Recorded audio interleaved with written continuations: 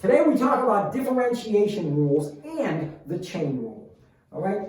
The limit definition enables us to differentiate some functions. But if we had to try to use the limit definition every time we wanted to find a derivative, we would soon give up in frustration and exhaustion, and calculus wouldn't be as wildly popular as it is. Okay? So, enter the differentiation rules, often referred to by students as the shortcuts. Okay? Today, we will begin to learn the differentiation rules. But I'm going to make one change from the way textbooks usually present these rules. I'm going to introduce what is known as the chain rule from the start, enabling us to differentiate composite functions. You remember what composite functions are. Those are functions of functions, f of g of x, f of g of h of x, etc. But always remember this basic truth. The derivative gives us the slope of a tangent line to the curve, the slope of the curve itself. Okay, let's start with an easy one. I'm going to use the notation d dx, the derivative of something. What's in here is the function, y, or f of x.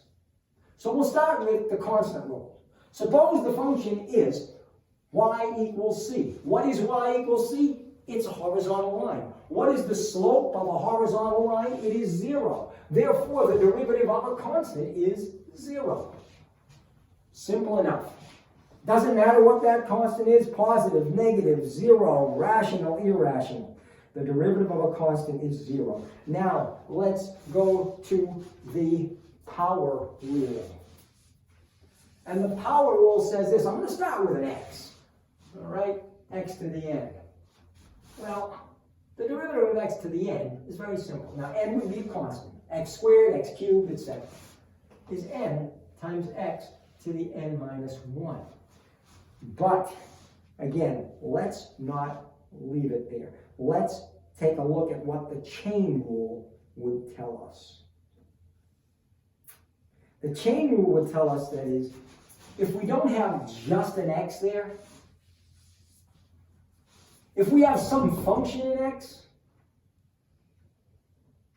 then, and I'll call that u, where u is some function in x,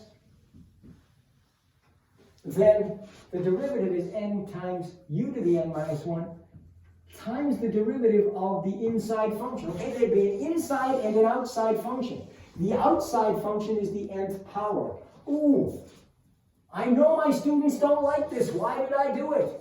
They don't like me to use cursive. So let's change that so you understand it's an N and not an M there. Shame on me. Okay? All right. So let's just use the power rule, first of all, for some simple x's.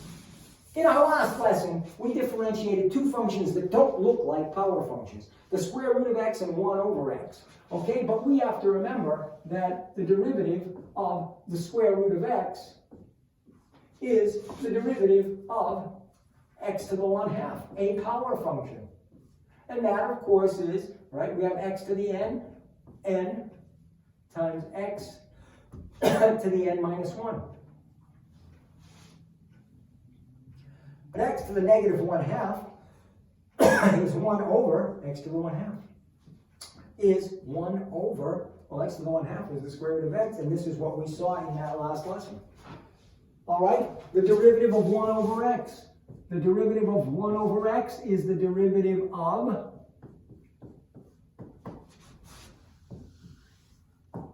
x to the negative 1. Power rule says that derivative is negative 1 times x to the negative 2.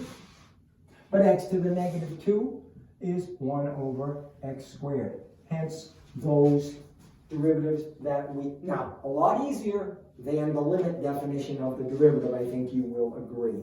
Okay.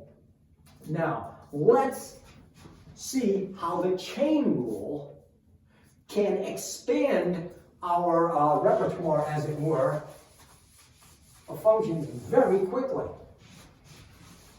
Suppose we have something like this. We want to take the derivative of x cubed plus 2x squared minus 5 to the 10th.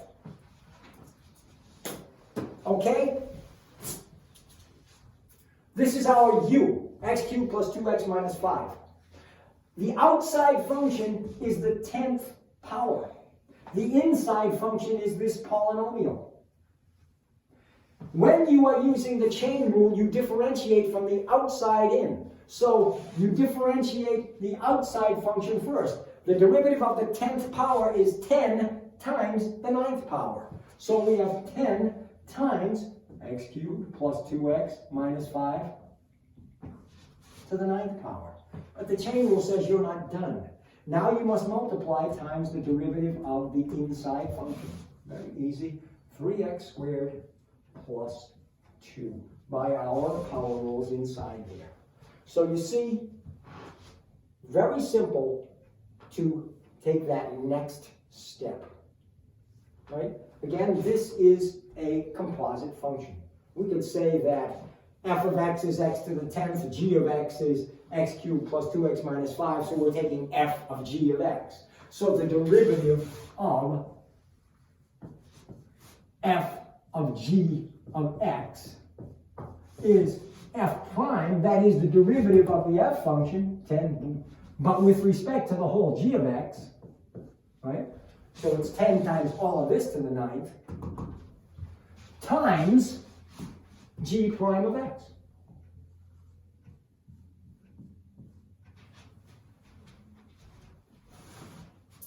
So that's what's going on with the chain rule, and that's also the power rule.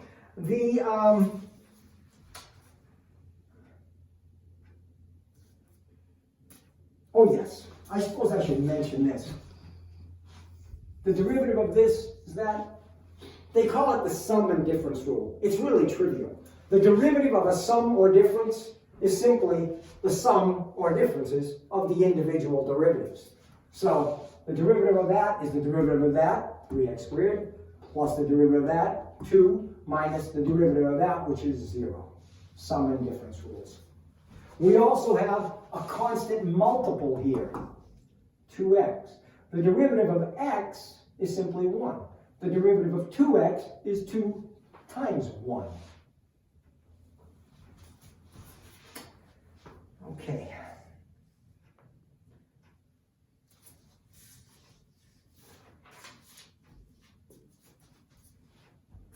Let me just write that. I suppose I should, since the book certainly would do that. The constant multiple rule, the derivative of c times f of x, where c is just a constant, well, that is c times f prime of x. Constant multiple rule. Okay. Now, there is an important concept that will come up repeatedly in this course, and that is finding the values of x where a derivative equals 0. They are called critical numbers, and it never hurts to introduce that because it's a skill that you want to be able to develop. So let's take an example. Y equals x to the 4th minus 2x squared plus 2. And why do we want to be able to find where the derivative equals 0? Well, that is going to give us maximum and minimum values in many cases. Graphically, since the derivative tells us the slope of a tangent line, on the graph, where the derivative equals 0, we will have horizontal tangent lines. Okay? So the problem here says, find the points, x, y, where the graph of this function has horizontal tangent lines. So let's go to it. The first thing we need to know is where there's derivative equals 0. When we read horizontal tangent lines, we should think derivative equals 0. So dy dx equals 4x cubed minus 4x. Okay, easy enough to factor. 4x times x squared minus 1 equals 4x times x plus 1 times x minus 1. So we have three values of x where that derivative will equal 0. 0, -1, and 1. So they're asking for the points. So let's write the x values. Now to find the y values, we go back not to the derivative, but to the original function. Okay? Now, again, this can help you. This is an even function. So whatever y is at 1, it is the same at -1. So let's do at 1. 1 plus 2 is 3, minus 2 is 1. Therefore, the point -1, 1 must also. At 0, well, we just have the y-intercept, the point 0, 2. You should know that a quartic function with a positive lead coefficient, and since this one is a perfectly even function, this is going to look like a W. It's going to have the point 0, 2, the point 1, 1, and the point -1, 1. Positive lead coefficient, again, W. It's going to look something like this.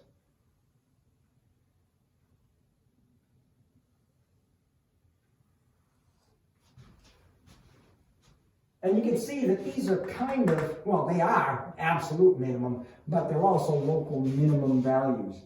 In their little neighborhood, they're the smallest y values. And the tangent lines here are horizontal. All right, let's stop there.